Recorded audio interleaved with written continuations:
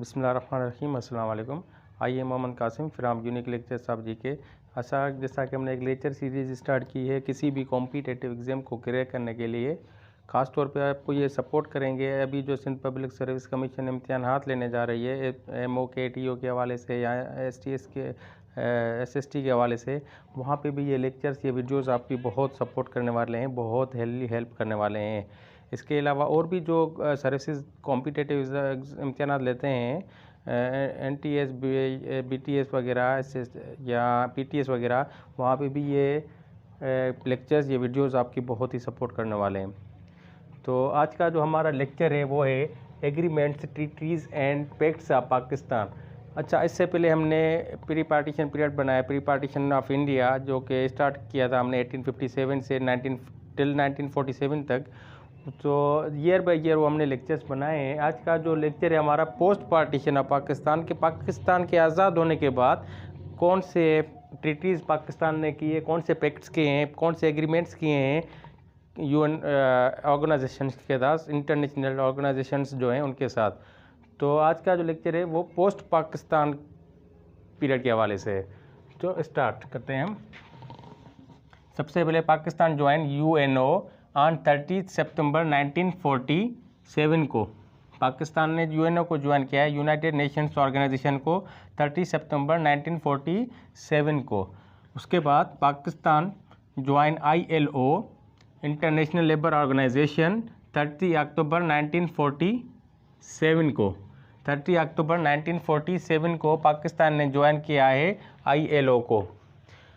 अच्छा, उसके बाद पाकिस्तान ने ज्वाइन किया है पाकिस्तान ज्वाइन FAO कब किया है? 7 सितंबर 1947 को। 7 सितंबर 1947 को पाकिस्तान ने ज्वाइन किया है FAO को। उसके बाद पाकिस्तान ज्वाइन यूनेस्को ऑन 14 सितंबर 1947 को। उसके बाद है world bank. Pakistan join world bank कब? 11 जुलाई 1950 को। पाकिस्तान ज्वाइन IMF, वो कब ज्वाइन किया है पाकिस्तान ने? वो भी 11 जुलाई 1950 को। अच्छा, मैं आपको एक और बात बताता चलूँ। हम लोग जो है यहाँ पे ये कहते हैं कि वर्ल्ड बैंक या IMF, इनमें कोई फ़र्क नहीं है, हालांकि ये गलत है। ये दोनों जो इदारे हैं, जो वर्ल्ड बैंक है या IMF है, इन दोनों का काम है लोन देना। बस किस हवाले से लोन देना, ये दोनों अलग अलग उसका के हवाले से काम करते हैं। मिसाल के तौर पे अगर कोई कंट्री, कोई भी मुल्क हो, वहाँ पे अगर कोई इंफ्रास्ट्रक्चर का काम होगा, जैसा कि कोई डैम बनाना हो गया, कोई रोड वगैरह बनाना हो गया, या कोई केनाल वगैरह बनाना हो गया, कोई रेलवे ट्रैक बनाना हो गया, कोई बड़ा प्रोजेक्ट वगैरह होगा, तो इंफ्रास्ट्रक्चर के हवाले से जो भी अगर किसी कंट्री को लोन वगैरह चाहिए होता है, तो वो कंट्री, वो मुल्क जो है वर्ल्ड बैंक के पास जाता है कि हमें लोन चाहिए, हम अपने कंट्री में, अपने मुल्क में ये जो काम है करने जा रहे हैं, ये इंफ्रास्ट्रक्चर के हवाले से ये काम हम करने जा रहे हैं। तो वर्ल्ड बैंक जो लोन देता है वो इंफ्रास्ट्रक्चर के हवाले से देता है कि आप अपने कंट्री को डेवलपमेंट की तरफ ले जाएं इंफ्रास्ट्रक्चर के हवाले से। जैसा कि डैम बनाना हो गया, रेलवे ट्रैक लगाना हो गया, या कोई बड़ा प्रोजेक्ट होगा रोड वगैरह बनाने में, तो वहाँ पे वर्ल्ड बैंक का जो है बहुत ही हाथ होता है तो लोन देते हैं, सॉरी। और उसके बाद IMF international monetary fund, IMF जो है वो भी लोन ही देता है, बट ये देता है इकोनॉमी को ग्रो करने में।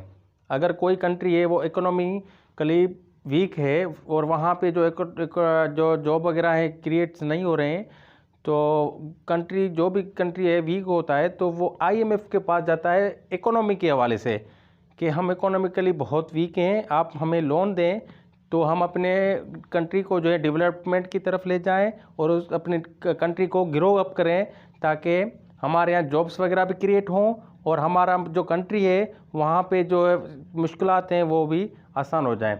तो IMF और वर्ल्ड बैंक में ये फ़र्क है, वर्ल्ड बैंक जो लोन देता है वो इंफ्रास्ट्रक्चर के लिए देता है, और IMF जो लोन देता है वो इकोनॉमी को ग्रो करने के लिए लोन देता है। उसके बाद पाकिस्तान ज्वाइन OIC, वो कब किया था?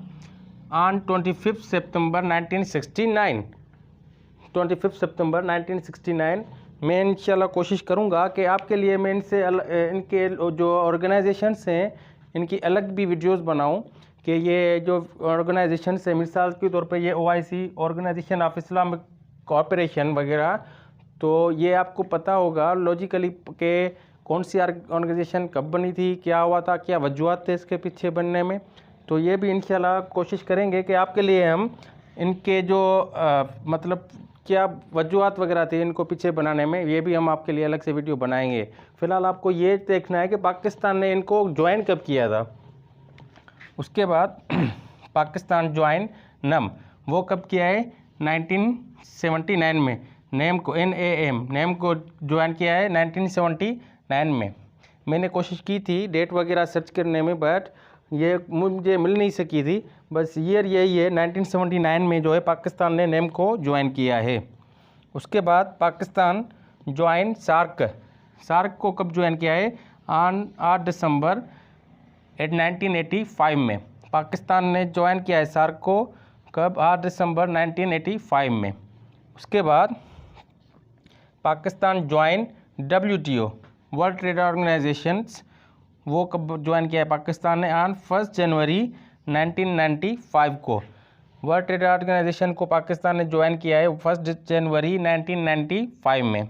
उसके बाद Pakistan join SCO Shanghai cooperation organisations, वो कब ज्वाइन किया है पाकिस्तान ने, 9 जून 2017।